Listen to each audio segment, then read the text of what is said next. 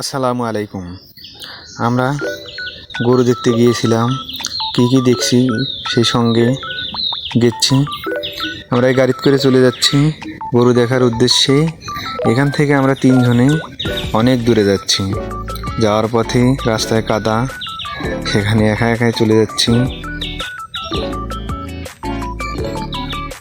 সাথে গাড়ি ছিল। যাওয়ার পরে প্রথমেই একটি গরু দেখলাম।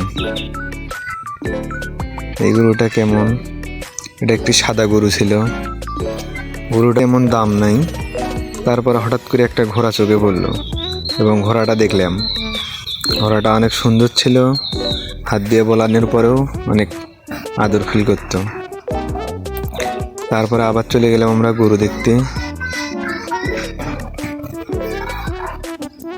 এই গরুটা দেখলাম বিদেশি ফ্রিজিয়ান বাচ্চা বকনা, 20 কেজি দুধ।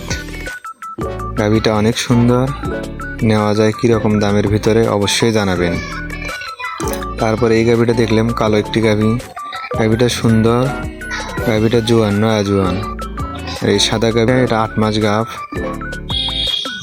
এইবারকার প্রথম বকনা গরু।